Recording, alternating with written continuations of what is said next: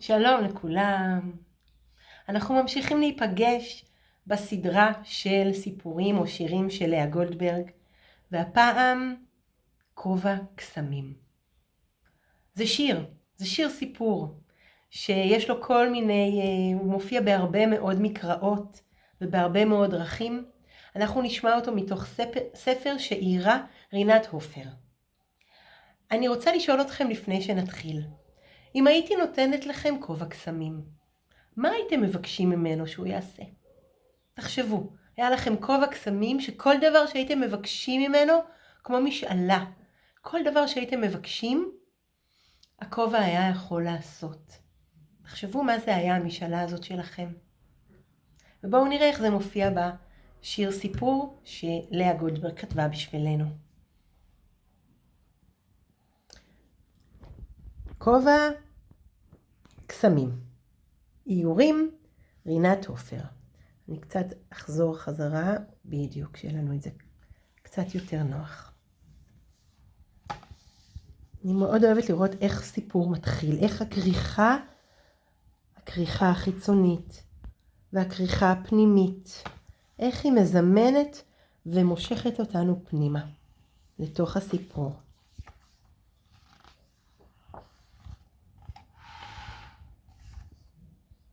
הנה הכובע, כובע קסמים. כל הימים, חולמת אני על כובע קסמים. כובע קטן, מקושט נוצה, העושה כל מה שאני רוצה. איזה כיף לדמיין כובע כזה.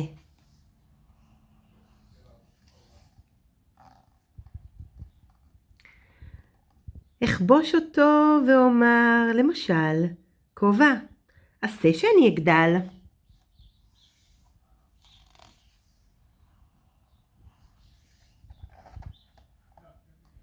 תראו איזה גדולה היא.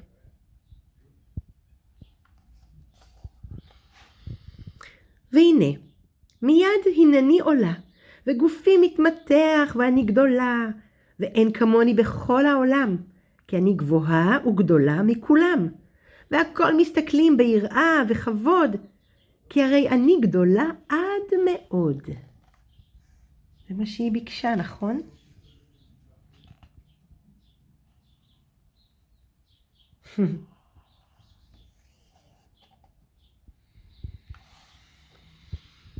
ואמא בערב כבר לא תאמר, לכי לישון כבר מאוחר. נכון, כי היא כבר גדולה.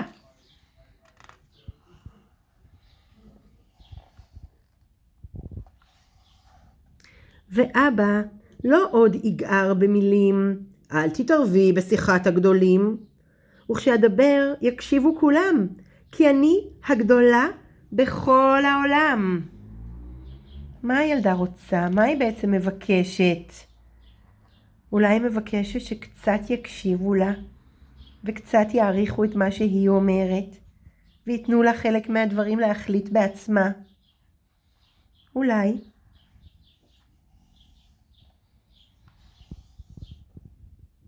כל הימים, חולמת אני על כובע קסמים, כובע קטן, מקושט נוצה, העושה כל מה שאני רוצה.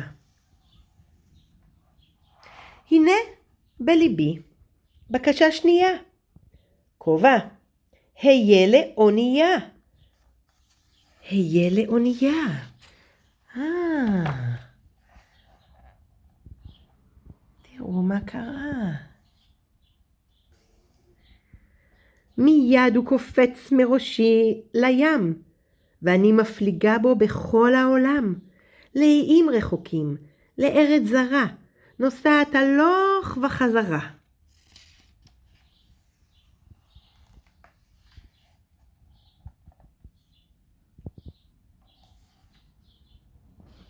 ורואה ערים והרבה אנשים, פרסים והודים וחושים, ואיש לא יבין ואיש לא ידע, כי נוסעת בים ילדה לבדה. אז היא מפליגה ורואה כל מיני אנשים מכל מיני תרבויות.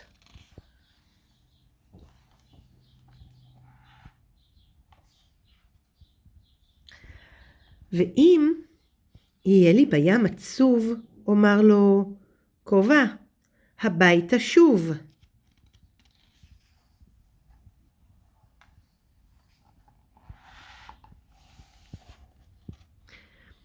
ואבוא לביתי, ומכל המדינות, לכל חבריי אביא מתנות.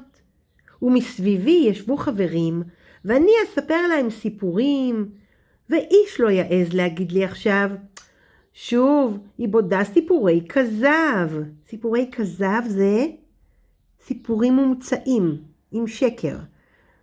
שוב, היא בודה סיפורי כזב, סיפורי דמיון. אף אחד לא יעז להגיד לי ככה, שאני מדמיינת.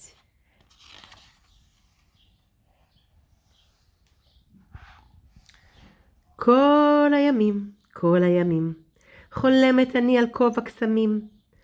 אבל איפה, בזה, אפשר להשיג כובע כזה? אולי לכם יש רעיון, היכן אפשר להשיג כובע כזה?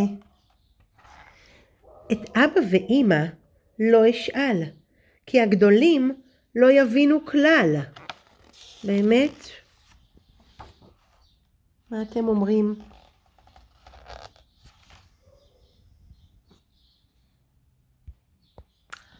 חזרתי. אז אני חושבת שיש המון דברים שהמבוגרים שהגדולים כן יכולים לעזור לכם בהם. ושווה לשאול את ההורים לפעמים כל מיני שאלות חשובות. לפעמים ההורים גם עונים תשובות מעניינות. כובע קסמים. אני רוצה שתחשבו ותכתבו. אפשרות אחת. מה אתם הייתם מבקשים מהכובע? מה הייתם מבקשים ממנו? אפשרות שנייה. לצייר את הכובע, או להכין אותו באיזושהי צורה, מעיתונים, מניירות, תבחרו איזושהי יצירה שקשורה לכובע הקסמים. ואפשרות שלישית הייתה לכתוב לילדה מכתב. תכתבו לילדה בשיר הזה מכתב. מה דעתכם? איפה אפשר למצוא כובע כזה? דמיינו יחד איתה. ותמשיכו את הסיפור הזה איתה ביחד.